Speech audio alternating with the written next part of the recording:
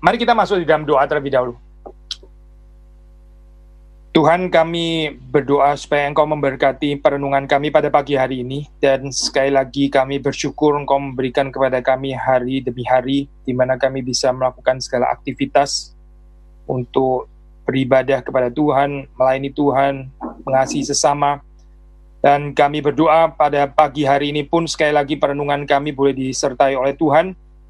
Engkau yang memimpin kami, memimpin baik hamba-Mu, memimpin daripada setiap rekan-rekan yang melayani di dalam tim Aufi, dan juga untuk setiap orang yang mendengarkan, entah secara langsung maupun di dalam saat yang berikutnya. Kami mohon supaya Tuhan memberkati perenungan ini menjadi satu berkat tersendiri bagi kami, yang membuat kami lebih mengerti, lebih mengenal Engkau, lebih mengasihi Engkau, lebih menikmati Tuhan. Demi Yesus Kristus kami berdoa. Amin. Saya baca pertanyaannya di dalam bahasa Indonesia ya. Yaitu pertanyaan ke-46. Apa arti naik ke sorga menurut saudara? Ini tema hari ini tentang Christ Ascension. Jawabannya bahwa di depan mata murid-muridnya, Kristus terangkat dari bumi naik ke sorga. Dan bahwa dia berada di sana untuk kebaikan kita, sampai dia datang kembali untuk menghakimi orang yang hidup dan yang mati. Nah, so ini satu penjelasan yang sederhana ya. Kita membaca di dalam Kisah Para Rasul pasal 1, memang kan di situ dicatat, dikatakan bahwa Yesus naik ke sorga. Dan itu disaksikan oleh para muridnya. Dan bukan cuma belasan orang, bukan hanya 12 murid, tapi ratusan orang. Dan kemudian dia terangkat ke sorga. Dan yang menarik di dalam bagian ini, kalau saudara membaca remains there, ya, dia berada di sana itu untuk kebaikan kita, atau di dalam bahasa Inggris itu on our behalf. On our behalf. Jadi dia naik ke sorga pun itu adalah demi kita. Gitu. Kita membaca misalnya di dalam ini ya, account daripada Yohanes ya. Seperti kita tahu di situ Yesus kan mempersiapkan murid-muridnya karena dia akan pergi gitu. Dalam bahasa daripada Yohanes kan ada another paraclete ya, another advocate, another parakletos, yaitu Roh Kudus yang akan menemani atau mendampingi para murid itu. Ya, suasananya mungkin agak sedikit sentimental ya kalau saudara membaca di dalam account daripada Yohanes gitu. Tapi di sini ini menarik, kalau kita membaca daripada tulisan dari penulis-penulis Katekismus Heidelberg, saya bukan mengatakan ini kayak lebih tinggi daripada Yohanes, pasti bukan itu ya maksudnya. Tapi dalam arti yang ditekankan itu justru dia naik ke sorga, itu adalah demi kita. Bahkan kalau kita balik lagi kepada akun Yohanes juga ada, ini gambaran seperti itu ya, itu adalah lebih baik bagi kamu ya. Kalau aku pergi kepada Bapa, itu lebih baik bagi kamu. Itu juga ada ayat yang mengatakan seperti itu. Nah, ini adalah pasal yang diresepsi terus kemudian ditekankan ya. Meskipun di dalam kutipannya itu penulis daripada Heidelberg nggak mengutip Yohanes, tapi yang dikutip itu adalah Roma pasal 8 deh. Roma pasal 8 kita membaca bagian ini again seperti saudara ini ya, masih ingat kita banyak sekali membaca Roma 8 ini, sangat banyak dikutip. Ini adalah pasal yang sangat penting. Kita membaca ayat 34 ya, 8 ayat 34. Kristus Yesus yang telah mati, tanda-tanda, bahkan lebih lagi, yang telah bangkit, yang juga duduk di sebelah kanan Allah, yang malah menjadi pembela bagi kita. Ya, ini memang di dalam konteksnya ini pertanyaan retoris ya, pertanyaan retoris. Tapi jawabannya kan pasti adalah ya gitu dalam hal ini ya. Maksudnya bukan ya, kalau pertanyaan sebelumnya, siapa yang menghukum mereka? Jawabannya pasti tidak gitu ya. Karena pertanyaan-pertanyaan retoris, maka kita tahu bahwa tanda-tanda ini sebetulnya adalah sesuatu yang gak mungkin Kristus menghukum kita, tapi justru sebaliknya gitu ya dalam hal ini ya. Bukan saja Kristus tidak akan menjadi penghukum, tapi akan menjadi pembela ya bagi orang-orang percaya. Maka saudara melihat di sini ini ya saudara, kalau di dalam again Yohanes kan dikatakan another comforter ya, atau another paraclete. Ya, kenapa disebut another gitu? Karena Yesus sendiri juga adalah paraclete, karena Yesus sendiri juga adalah advocate, atau di dalam terjemahan bahasa Indonesia di sini ya, tepat terjemahan ini, Yesus sendiri adalah pembela ya. Jadi dia naik ke sorga, dia bersama dengan Bapa, maksudnya Kristus bersama dengan Bapa, dia menjadi pembela kita. Maka kita membaca di dalam bagian ini, remains there on our behalf ya. Tergantung ya, saya kita melihat perspektifnya bagaimana gitu. Seperti ilustrasi kan orang seringkali melihat gitu ya. Ini kita mau lihat yang mana? Ini gelas separuh ini kita bisa bilang ini kosong separuh atau ini full separuh begitu. Bukan full, masih ada isi separuh gitu ya. Sama waktu Yesus pergi, kita bisa melihat pergi. Jadi di sini dia nggak bersama dengan kita lagi. Either kita bisa melihat begitu atau kita justru celebrate ya bersama dengan Kristus. Dia bersama dengan Bapa dan justru karena itu dia bisa menjadi pembela kita ya. Itu yang ditekankan di dalam Heidelberg Katekismus kalau sudah membaca ya, khususnya dengan mengutip Roma pasal 8 ayat 34 ya. He was taken up from the earth into heaven, remains there on our behalf demi kebaikan kita, until he comes again to judge the living and the dead. Dan dia akan datang kembali untuk menghakimi mereka yang hidup dan mereka yang mati ya. Ini standar ya di dalam pengakuan. Saya pikir kita di dalam hal ini ya, kalau saudara mau baca ayat Alkitabnya, saudara bisa membaca Acts 1 ayat 11 ya. Tapi karena bahannya cukup padat hari ini, saya teruskan di dalam pertanyaan yang ke-47 ya. Nah, ini kasus ya di dalam hal ini ya, ada certain argumentasi, ada certain discussion tentang pandangan reform secara unik, yaitu waktu di sini seperti dipermasalahkan di dalam pertanyaan ke-47 ini, bukankah Kristus menyertai kita sampai pada akhir zaman, sebagaimana telah dijanjikannya kepada kita? Jadi, saudara melihat di sini ya, ada tension yang dihadirkan, dia naik ke sorga. Tapi tension ini bukan dari teologi reform original ya, tapi ya ini pertanyaan yang bisa muncul juga dari Alkitab gitu, regardless teologi reform atau tanpa teologi reform. Jadi, saudara melihat di sini kan yang pertama dikatakan bahwa dia naik ke sorga. Simpel kan ya, dia berarti terangkat dari bumi, dia naik ke sorga. Kalau kita ditanya, ya, Yesus ada di mana? Ya jawabannya di sorga kan. Simpel kan, karena dia naik ke sorga. Ya berarti dia di mana? Ya di sorga kan ya. Sederhana. Tapi terus kemudian, misalnya di dalam Matius 28 ayat 20 kan kita membaca janji bahwa dia menyertai kita sampai kepada akhir zaman. Maka di sini pertanyaannya, bukankah Kristus menyertai kita sampai pada akhir zaman, sebagaimana telah dijanjikannya kepada kita? Nah, bagaimana ini menjawabnya? Pertanyaan 47, jawabannya adalah Kristus adalah manusia sejati dan Allah sejati. Menarik, saya di sini dijawab dari perspektif dua natur Kristus ya, dua natur Kristus. Jadi bagi penulis Heidelberg Katekismus ya, ketegangan ini ya bisa dijelaskan dengan doktrin dua natur Kristus. Tapi apa maksudnya ya? Nah, di sini kita membaca 47, menurut tabiat kemanusiaannya, according to his human nature ya, in his human nature, dia tidak ada lagi di atas bumi. Tetapi menurut kealahan, kemuliaan, anugerah dan rohnya, dia tidak pernah meninggalkan kita. Nah, memang ini sesuatu yang paradoks ya. Seperti saudara tahu, memang inkarnasi itu sendiri paradoks gitu. Bagaimana Allah yang tidak terbatas bisa menjadi manusia yang terbatas gitu kan. Ini semuanya memang paradoks di dalam hal ini. Yang maha tahu ya, terus kemudian menjadi manusia yang perlu belajar. Ya memang semuanya paradoks. Maka di sini diangkat di sini ya doktrin dua natur. Dan saya pikir saya penting ya untuk mengatakan bahwa kita perlu membatasi ya penggunaan dua natur ini secara paradoks di dalam setiap saat, di dalam setiap event gitu ya. Kita nggak bisa setiap kali hadir dengan dua natur seperti ini ya, karena bisa betul-betul jatuh kepada Nestorian heresy ya kalau kita nggak hati-hati. Tapi di dalam bagian ini ini adalah satu bagian yang tepat. Mengapa? Karena ini memang ada dasar Alkitabnya. Sekali lagi ya, waktu kita membicarakan Kristus ya, seperti kita sudah sering kali mengulang, kita mulai dari pribadinya, ya, terus kemudian according to which nature. Misalnya kita bilang ya, Yesus Kristus ya, pribadi Yesus Kristus mati di atas kayu salib menurut natur manusianya.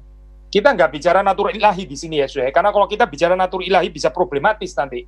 Misalnya seperti saudara mungkin pernah dengar kalimat, ya itu yang mati adalah natur manusia, natur ilahinya nggak mati. Itu bahaya sekali kalimat seperti itu, karena membuat Kristus itu terkoyak jadi dua bagian gitu. Ada yang mati, ada yang nggak mati gitu. Itu bahaya sekali. Sehingga waktu kita bicara tentang kematian Kristus di atas kayu salib, kita nggak bicara dua natur sekaligus secara paradoxically, itu sesuatu yang nggak mungkin saya dalam hal ini ya. Tetapi di sini waktu kita membicarakan tentang Yesus ya naik ke sorga, lalu kemudian dia juga dikatakan di dalam kesaksian Alkitab, ya naik ke sorga juga kesaksian Alkitab ya. Di dalam kesaksian Alkitab yang lain, Matius 28 mengatakan bahwa dia menyertai kita sampai pada akhir zaman. Bagaimana menyelesaikan paradoks ini? Jadi sebetulnya dia ada bersama dengan kita atau nggak bersama dengan kita? Nah ini jawabannya adalah Kristologi dua natur, kalau menurut penulis daripada Katekismus Heidelberg ya. Jadi dia memiliki dua natur, berarti according to his human nature, dia di sorga. Nah ini penting saya, ini di-emphasize ya di dalam reform teologi, khususnya nanti di dalam perdebatan dengan pandangan tentang perjamuan kudus ya, doktrin ubiquitas, kemahahadiran tubuh Kristus misalnya. Di dalam pandangan reform dikatakan bahwa with regard to his human nature, Kristus itu ada di sorga, dia tidak maha hadir.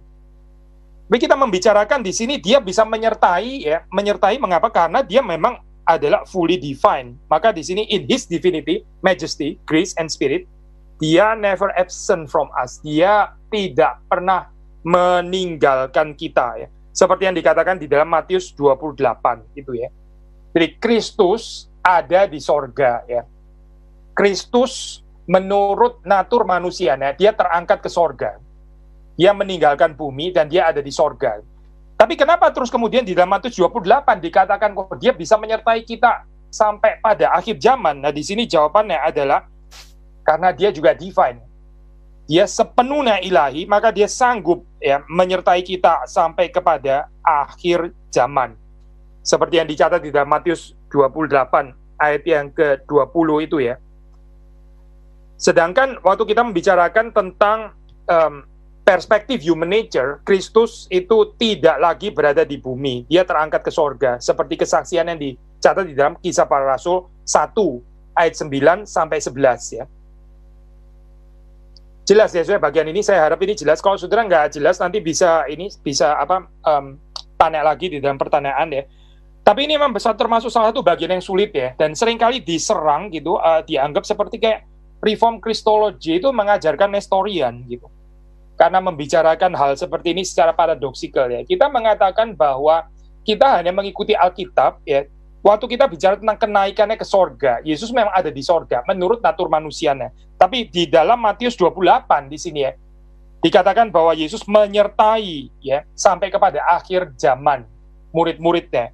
Berarti ini bicara tentang kemahahadiran kan di sini ya. Dua-duanya ini ada di dalam Alkitab. Jadi kita membicarakan. Tapi kita nggak membicarakan perspektif paradoksikal ini ya. Yang nggak dibicarakan oleh Alkitab. Kita nggak membicarakan. Misalnya tadi ya, kita bilang, misalnya tadi contoh tentang kematian Kristus di atas kayu salib. Itu nggak ada di dalam Alkitab. Bicara tentang natur keilahian itu nggak ada. Gitu. Kita membicarakan pribadi Kristus mati di atas kayu salib menurut natur manusianya. Sudah, titik. Jadi kita nggak membicarakan tentang natur keilahian ya di sana. Tetapi sudah di sini, kalau kita membaca, memang satu sisi Alkitab mengatakan dia ada di sorga. Di sisi yang lain, dia berserta dengan kita. Berarti kayak memang paradoksikal. Nah, di sini kita bisa membicarakan dua natur Kristus yang memang paradoksikal ini. Tapi terus kemudian apa, Suhe? Nah, ini dijelaskan lebih lanjut di dalam pertanyaan ke-48 deh. Pertanyaan 48 ini seringkali didap sebagai the so-called extra Calvinisticum ya, extra Calvinisticum. Nah, ini adalah satu label yang memang diberikan dari ini ya, orang-orang Lutheran, Gnesio Lutheran ya. Gnesio Lutheran itu adalah orang-orang Lutheran yang sangat berpolemik dengan Calvin, dengan orang-orang Reform ya. By the way, saya nggak semua orang Lutheran itu Gnesio Lutheran ya. Jadi Gnesio Lutheran itu adalah kelompok orang-orang Lutheran yang mempertahankan Lutheran ortodoksi. Mereka melihat diri mereka itu adalah pewaris daripada ini ya, Luther's theology yang sejati gitu ya, dan highly confessional. Mereka sangat berpegang kepada confession Lutheran dengan tafsiran mereka sendiri. Tapi sebenarnya ini nggak menggambarkan seluruh landscape daripada orang-orang Lutheran ya. Jadi kalau kita membaca di dalam zaman itu, Lutheran itu nggak cuma yang Gnesio Lutheran yang suka berpolemik dengan orang-orang reform itu ya, bukan. Tapi juga ada yang namanya Philippist Lutheran. Philippist Lutheran itu adalah orang-orang Lutheran yang lebih banyak dipengaruhi oleh Philip Melanchthon. Makanya disebut Philippist Lutheran ya. Nah, Philippist Lutheran ini itu lebih dekat pandangannya dengan orang-orang reform ya, termasuk dari tradisi Calvinian atau dari tradisi Zwinglian. Nah, di dalam hal ini waktu kita membicarakan ekstra Calvinistikum ya, itu kita melihat di sini itu adalah istilah label yang diberikan oleh kaum ini ya, Gnesio Lutheran itu yang suka berpolemik dengan orang-orang reform. Tapi apa sih pandangan ekstra Calvinistikum itu? Nah, kita baca di dalam pertanyaan ke-48 ya. Tetapi jika kemanusiaannya itu tidak terdapat di segala tempat bersama dengan kealahan, bukankah kedua tabiat Kristus itu terpisah yang satu dengan yang lain? Nah, saudara mendapati di sini kan ya, penulis-penulis Heidelberg Katekismus itu menyadari ya, ini retorika yang baik gitu, mereka memasukkan tuduhan daripada Nestorian gitu. Maksudnya ini mengajarkan Nestorian Kristologi atau apa ya? Ini berarti ini jadi terkoyak, Kristusnya bisa terkoyak. Jadi nggak ada persatuan ya, nggak ada hypostatic union, nggak ada personal union. Nanti jua natur ini jadi terpisah ya, separated seperti diajarkan oleh Nestor gitu misalnya. Ini diantisipasi dalam pertanyaan ke-48 dan kemudian dijawab sekali-kali tidak, certainly not ya. Kealahan itu tak dapat dikurung oleh apapun dan hadir di segala tempat. Oleh karena itu, kealahan itu memang berada di luar kemanusiaan yang telah dikenakannya, namun berdiam juga di dalamnya dan tetap bersatu dengannya menjadi satu pribadi. Nah, ini sudah yang disebut ekstra ya. Kealahannya itu memang berada di luar ya, ekstra, di luar kemanusiaan, atau dalam bahasa Inggris, Christ's divinity is surely beyond ya, ekstra, beyond the bounds of the humanity that has been taken on. Kealahannya, keilahiannya itu kan tidak terbatas ya, kemanusiaannya itu terbatas. Maka di sini penjelasan daripada Heidelberg Katekismus, divinitas atau keilahiannya itu beyond the bounds of the humanity. Tapi juga bukan cuma beyond, at the same time his divinity is in. Keilahiannya itu berada di dalam dan remains personally united to his humanity. Berarti bukan Nestorian ya. Nestorian kalau kita bilang ini terpecah gitu, ini separated ya, itu Nestorian berarti. Tapi kalau kita membaca di dalam kalimat ini ya remains, divine nature itu remains personally united to his humanity. Berarti ini adalah kristologi Chalcedon sebenarnya.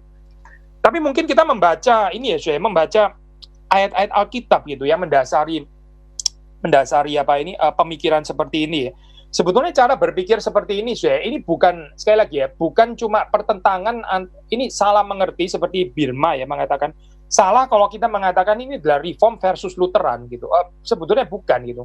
Tapi ini lebih tepat kalau mau dikatakan polemik ya, itu antara Gnesio Lutherans ya. Gnesio Lutherans, orang Lutheran yang sangat konvensionalis dan sangat polemikal ya, menjaga ortodoksi Lutheran ya, dengan ya di kelompok yang lain itu adalah Philippist Lutheran ya, masih Lutheran, lalu Calvinis dan juga Zwinglian. Sekali lagi ya, jadi ini kelompok Philippist Lutheran, lalu terus kemudian Calvinis dan juga Zwinglian itu berada di dalam satu pandangan, yaitu menolak pandangan ubiquitas ini gitu. Tetapi Gnesio Lutheran itu menekankan pandangan ubiquitas ya, kemahahadiran tubuh Kristus, kemahahadiran juga natur manusianya ya. Nah, di sini di dalam hal ini kalau kita mau bilang polemik ya, memang ada certain polemik di dalam hal ini ya. Polemik tapi bukan polemik terhadap Lutheran, polemik terhadap Gnesio Lutheran sih. Sementara masih ada Philippist Lutherans yang sekelompok di dalam hal ini ya dengan orang-orang reform sebetulnya. Nah, saudara pernah membaca misalnya di dalam ayat firman Tuhan ya di dalam Perjanjian Lama, di situ apa itu dikatakan bahwa ini ya, waktu Tuhan hadir di bait suci ini apa sih bait suci ini kan tempat yang terbatas, mana bisa menampung ya, menampung Allah yang tidak terbatas itu. Nah, ini dipegang ya prinsip ini oleh orang-orang reform. Yang terbatas itu tidak bisa menampung yang tidak terbatas ya. Jadi dalam gambaran ini pakai penggambaran atau penjelasan ekstra itu. Christ's divinity is surely beyond the bounds of the humanity that has been taken on. Tapi bukan berarti terus kemudian separated. Karena apa? Karena at the same time his divinity is in, that remains personally united to his humanity ya. Maka kita membaca ya sudah ini Yeremia, misalnya Yeremia 23 kita membaca kitab Yeremia 23 ayat 23 dan 24 ya, 23 dan 24. Masakan aku ini hanya Allah yang dari dekat, demikian firman Tuhan, dan bukan Allah yang dari jauh juga. Sekiranya ada seseorang menyembunyikan diri dalam tempat persembunyian, masakan aku tidak melihat dia? Demikianlah firman Tuhan. Lalu kemudian kalimat ini sudah perhatikan ya. Tidakkah aku memenuhi langit dan bumi? Demikianlah firman Tuhan. Ya, adalah ini ya saudara. Ini waktu kita bicara tentang pribadi Allah ya, yang divine itu ya, maka dia memenuhi langit dan bumi ya. Jadi itu bicarakan tentang divinitas pribadi Kristus menurut natur divinity atau natur keilahiannya, dia memenuhi langit dan bumi ya. Tapi terus kemudian kita membaca Kolose ya, Kolose 2 ayat 9 ya, kita membaca Kolose pasal yang kedua, ayat yang ke-9. Sebab dalam dialah berdiam secara jasmania seluruh kepenuhan kealahan.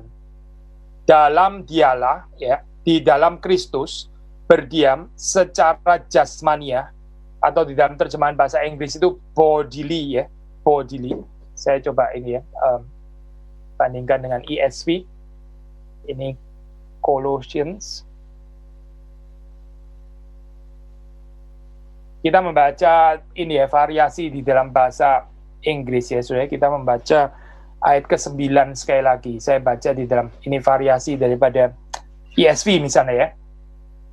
For in him the whole fullness of deity dwells bodily, ya, dwells bodily.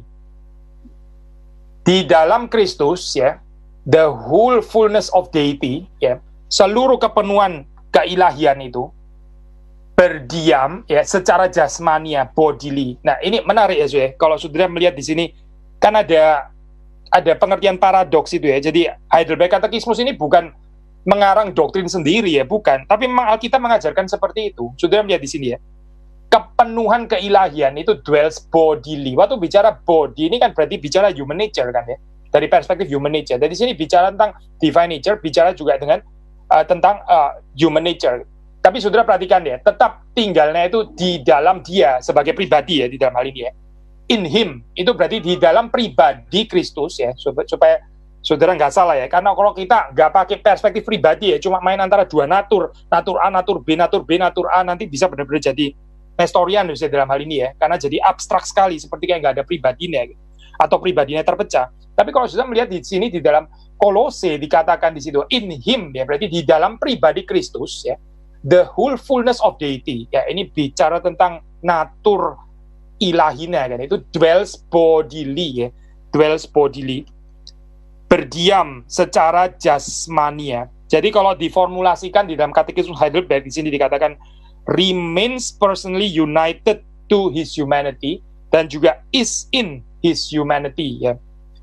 Divinitasnya itu remains personally united to his humanity, dan juga is in his humanity. Atau kalau di dalam Kolose lebih precise itu is in him di dalam hal ini ya, yaitu di dalam pribadi Kristus itu. Di dalam reform kristologi ya, kita itu lebih ini ya, menekankan apa ini namanya ya, bagi kita itu penting sekali untuk menekankan bahwa kedua natur itu tidak bercampur gitu, nggak confuse. Jadi masing-masing itu punya propertiesnya yang di-retain ya, yang nggak boleh dicampur adukkan gitu. Karena kalau dicampur adukkan itu ya bisa ini ya, jadi bukan dua natur gitu, tapi jadi natur yang bercampur, jadi tertium quid, jadi natur ketiga, natur campuran dan sebagainya. Tapi itu bukan ajaran dari Chalcedonian Christology gitu. Jadi sebetulnya di dalam bagian ini, despite ini termasuk salah satu ini ya, indeed ini doktrin yang sulit ya, seringkali juga dituduh sebagai pengajaran Nestorian gitu misalnya. Tapi sebetulnya kalau saudara membaca di dalam ayat Alkitab yang dipakai, itu jelas ya di sini bahwa Reform Kristologi ini bukan invent, bukan menemukan sendiri, tapi cuma mengutip apa yang diajarkan di dalam Alkitab. Saudara membaca di dalam Yeremia 23 ya. Allah itu memenuhi langit dan bumi ya. Kristus ya, dia adalah Allah, dia memiliki divine nature kan. Dia memang pada mulanya divine. Logos itu kan divine pada mulanya. Jadi dia juga memenuhi langit dan bumi. Tapi memang waktu kita bicara inkarnasi ya, ini ada satu misteri. Bagaimana yang memenuhi langit dan bumi ya? Kok bisa terbatas seperti itu? Kok bisa hanya di dalam satu tubuh gitu misalnya dalam hal ini? Memang ada misteri ya. Nah, itu di dalam doktrin Kristologi kita menjelaskan. Nah, inilah kita bicara dia assume human nature ya, maka dia bisa seperti itu gitu, karena memang dia adalah truly human ya. Jadi menurut Yeremia 23 di situ membicarakan tentang Allah yang memenuhi langit dan bumi. Waktu kita membaca di dalam Kolose 2 ya, di situ dikatakan bahwa kepenuhan ilahi itu dwells bodily ya, berdiam secara jasmania ya. Ya, sekali lagi ya, saya inilah rahasia inkarnasi ya. Jadi pertanyaan 48 ini ya, the so-called extra Calvinisticum, again ini bukan istilah yang diciptakan oleh orang Reform sendiri ya, tapi satu istilah sinis yang diberikan oleh orang-orang Neo-Lutheran sebetulnya. Tapi seperti saudara membaca di sini, ini sebetulnya kita cuma mengutip daripada ajaran yang ada di dalam kitab suci. Sekali lagi saya tapi sekali lagi mengingatkan saudara ya, saudara jangan di dalam setiap event, di dalam setiap saat saudara membicarakan dua natur Kristus ini secara bersamaan seperti ini ya, karena ini ada keterbatasan ya. Tadi saya memberikan contoh ya, kita nggak bisa bilang kematian Kristus di atas kayu salib itu, kita nggak bisa membicarakan dua natur Kristus secara sekaligus seperti ini, karena ini bahaya sekali. Demikian juga waktu kita membicarakan tentang ini ya, konsep apa itu Maria, Theotokos dan sebagainya, perdebatan asli ya dengan ini Nestorius, itu juga ada kebahayaan kalau kita misalnya mengatakan Maria itu adalah apa ini ya, Maria itu adalah ibunya Yesus, natur manusianya saja, tapi natur ilahi nggak memiliki keibuan dan sebagainya. Ini seperti kayak mengoyakkan Kristus menjadi dua bagian ya. Kalau saudara membaca di dalam perdebatannya asli tentang ini ya, apa itu Theotokos tentang pandangan melawan Nestorius dan sebagainya, itu cukup jelas ya. Kita masuk ke pertanyaan ke-49 ya. Pertanyaan ke-49. Saya baca di dalam bahasa Indonesia. Nah, ini pertanyaan yang praktikal saya. Apa manfaat kenaikan Kristus ke sorga bagi kita? Seperti biasa bicara how does Christ ascension to heaven benefit us ya, bermanfaat bagi kita. Ini penting sekali ya untuk Reform gitu, selalu harus ada manfaatnya. Nggak ada manfaatnya itu berarti doktrin yang ngawang-ngawang ya, yang nggak menjadi daging sebetulnya, nggak cocok dengan, nggak kompatibel dengan teologi inkarnasi ya. Apa manfaatnya? Kenapa kita mengajarkan doktrin Christ ascension? Pertama di sini dikatakan ya, di sorga Kristus menjadi juru syafaat bagi kita di hadapan Bapanya. He is our advocate, He is our paraclete in heaven, in the presence of His Father. Jadi bukan ini ya, saya bukan redundant, bukan apa ya dia, bukan dipaksakan gitu, bukan mengada-ada. Waktu kita menekankan di sini Kristus naik ke sorga, ya ini bagian ini dengan penekanan according to his human nature.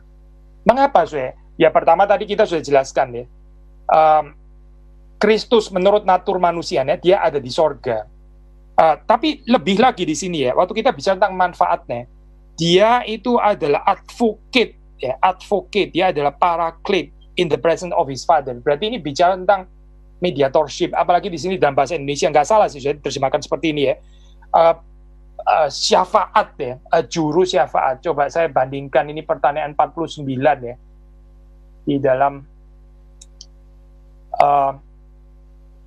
Di dalam bahasa Jerman ya, itu pakai istilah Fürsprecher ya. Fürsprecher itu adalah apa ya? Yang mewakili ya, yang mewakili berbicara kepada Bapa, pakai istilah Fürsprecher.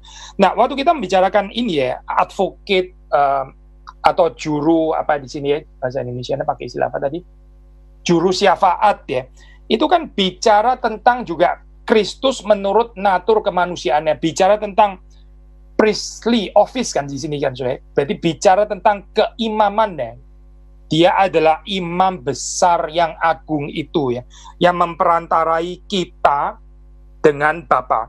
Jadi bukan kebetulan ya, waktu dari tadi kita membicarakan kenapa mesti bicara ini ya, twofold nature ini atau dua natur lebih tepat ya.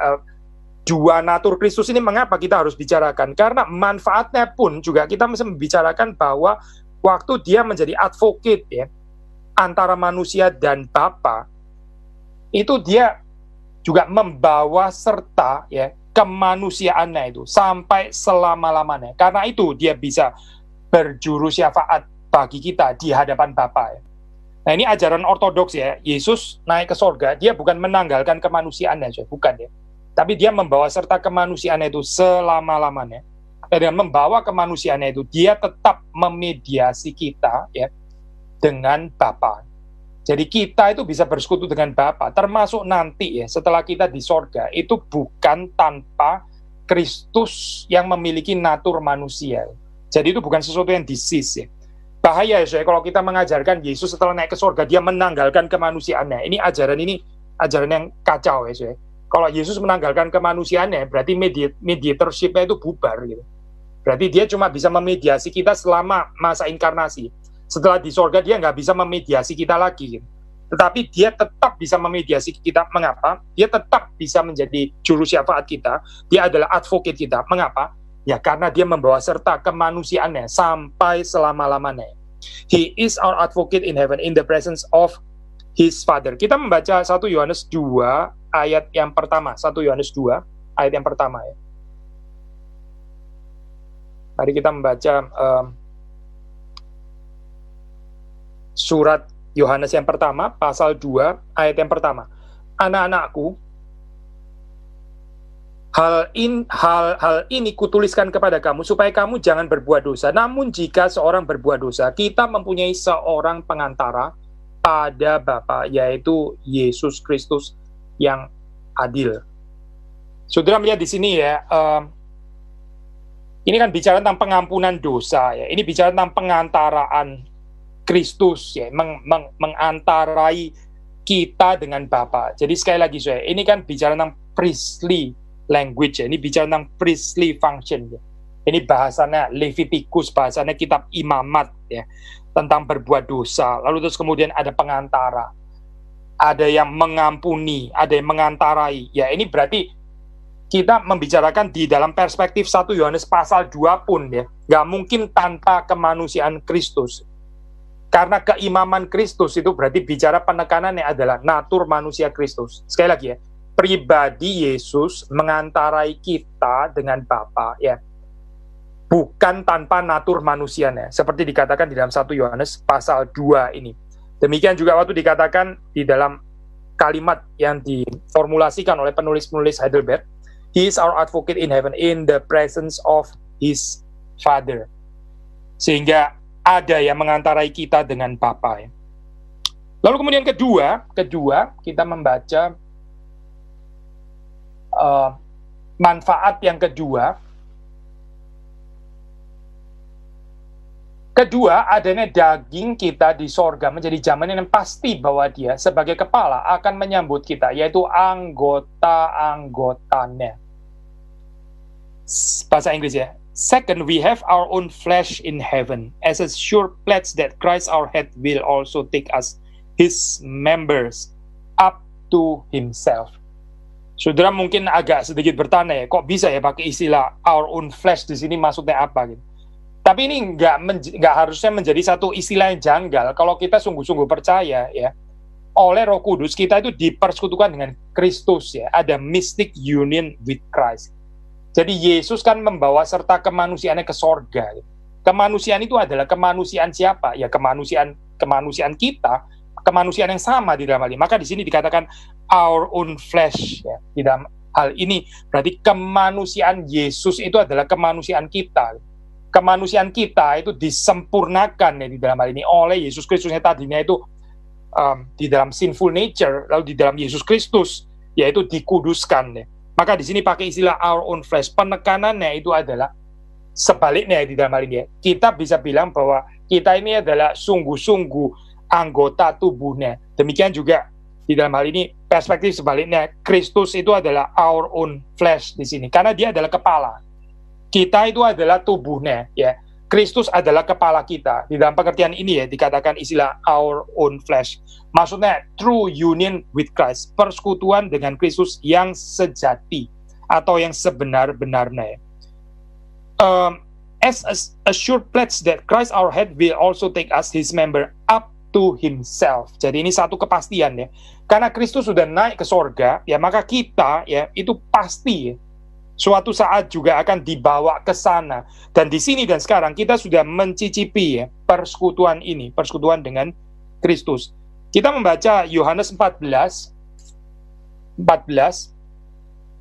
Sekarang Injil Yohanes ya.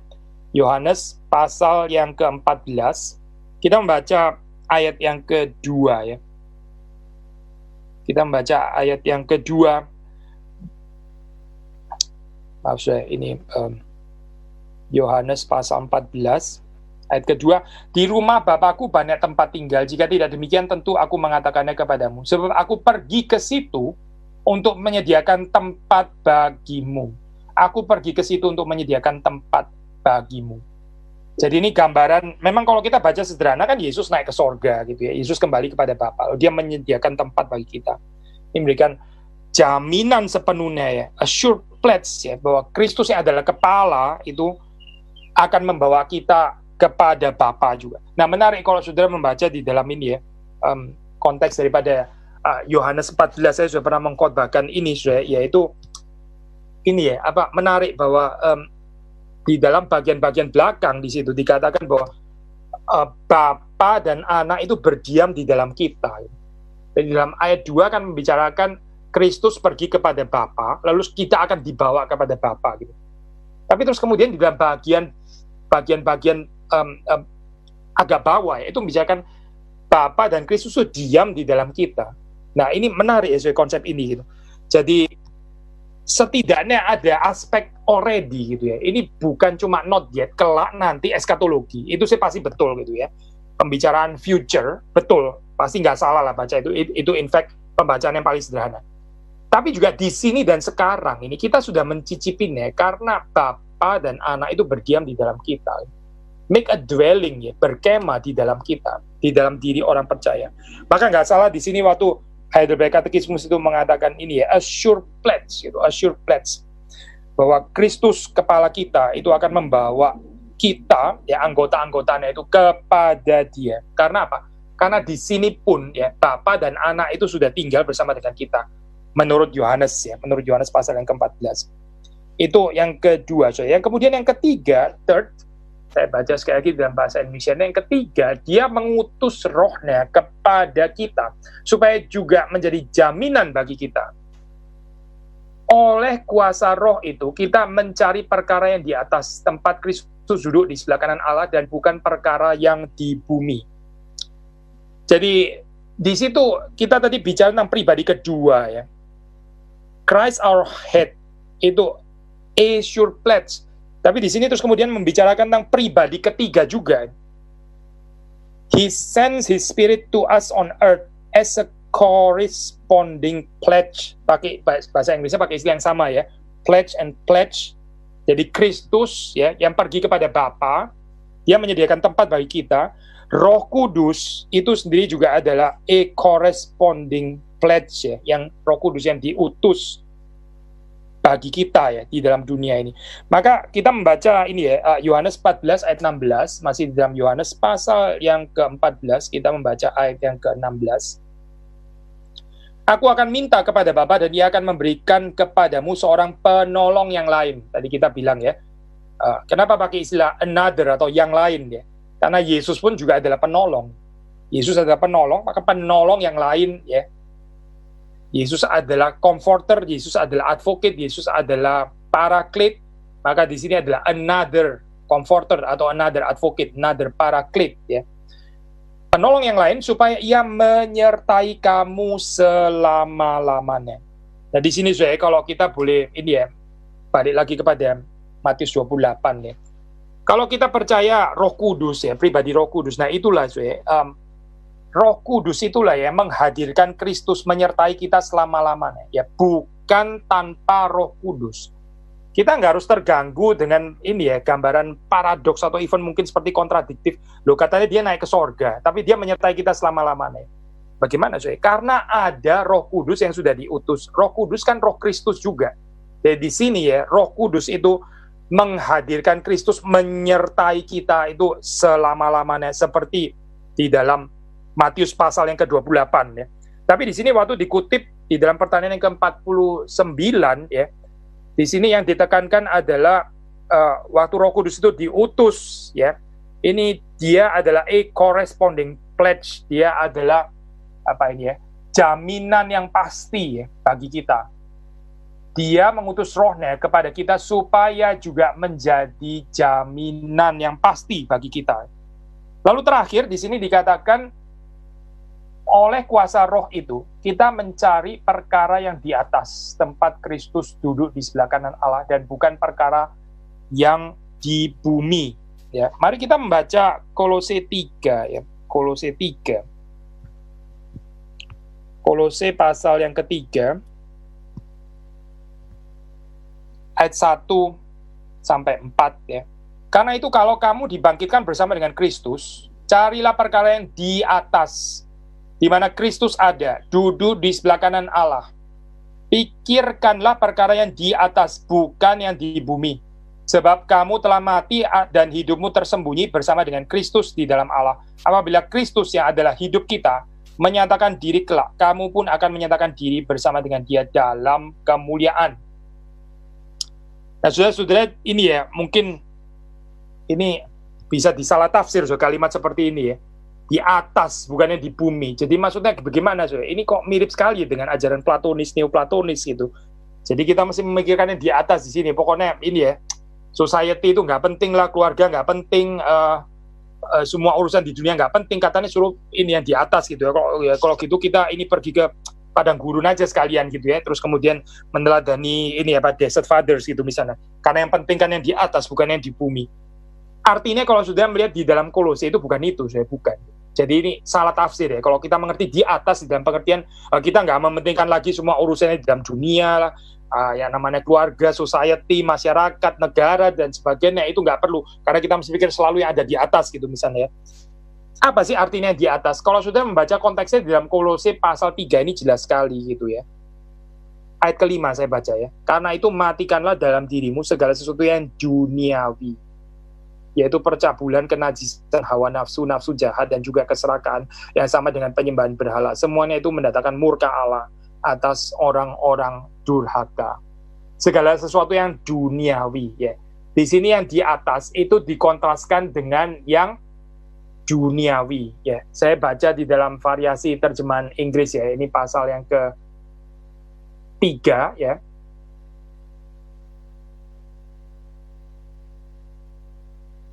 Put to death therefore what is earthly ya, what is earthly. Kalau di dalam bahasa Indonesia kan ini ya, menggunakan kata yang sama. Maksudnya kalau saya baca lagi ya, pasal 3 ayat 2, set your mind on things that are above, not on things that are on earth. On earth ya, above, on earth ya. Tapi apa sih on earth itu? Yang earthly itu apa? Nah, saudara baca di pasal ayat 5 ya. Put to death therefore what is earthly in you. Apa? Sexual immorality, impurity, passion, evil desire, covetousness ya, which is idolatry. Jelas ya artinya ya. Kan Paulus nggak bilang karena itu matikanlah dalam dirimu segala sesuatu yang duniawi, yaitu keluarga, masyarakat, uang, ini terus pokoknya perdagangan semuanya berhenti gitu ya, cuma berdoa saja dan berpuasa. Bukan itu, bukan gitu. Itu salah tafsir ya. Jadi kalau kita membaca di dalam konteks Kolose pasal yang ketiga, nah ini adalah yang ketiga ya, waktu dikatakan manfaat Yesus terangkat atau naik ke sorga itu apa? Ya supaya pikiran kita ya itu bisa melihat ke atas. Dan artinya ke atas itu apa ya? Tinggalkanlah manusia lama kita gitu. Jangan terus hidup seperti di dalam kehidupan orang-orang yang cuma di dalam visible world, tapi nggak kenal apa itu dunia yang tidak kelihatan. Cuma melihat perkara yang di bawah, cuma memperhatikan hal-hal yang sementara, hal-hal yang kelihatan. Apa itu, saya? Ya ini loh, nafsu-nafsu itu tadi yang disebut. Itu ya, percabulan, kenajisan, hawa nafsu, nafsu jahat, keserakahan, penyembahan berhala. Ini yang dimaksud dengan earthly itu maksudnya adalah ini. Yesus naik ke sorga, ya. Dia bangkit, dia naik ke sorga. Berarti kita membebaskan kita ya daripada kehidupan manusia yang lama seperti ini, sehingga kita bisa mengarahkan hati kita itu ke atas, ya, yaitu di tempat di mana Kristus itu ada. Sekali lagi ya, kita baca ayat yang indah ini dari Kolose ya. Karena itu, kalau kamu dibangkitkan bersama dengan Kristus, ya, ini kebangkitan, kenaikan kan memang ini ya sudah jadi satu. Carilah perkara yang di atas, di mana Kristus ada, duduk di sebelah kanan Allah. Pikirkanlah perkara yang di atas, bukan yang di bumi. Sebab kamu telah mati dan hidupmu tersembunyi bersama dengan Kristus di dalam Allah. Apabila Kristus yang adalah hidup kita menyatakan diri kelak, kamu pun akan menyatakan diri bersama dengan Dia dalam kemuliaan. Sekali lagi ya, saudara, manfaat kenaikan Kristus ke sorga itu apa? Pertama, ya dia menjadi pengantara kita. Kedua, kita mendapat jaminan ya, our own flesh itu ada di sorga, yaitu Kristus. Maka kita pasti akan dibawa ke sana. Atau kalau di dalam Yohanes 14 dikatakan, bahkan sekarang pun ya, di dalam dunia yang fana ini pun Bapa dan Anak itu tinggal bersama dengan kita. Dan ketiga, Dia mengutus Roh-Nya ya, kepada kita di dunia ini, juga menjadi jaminan bagi kita.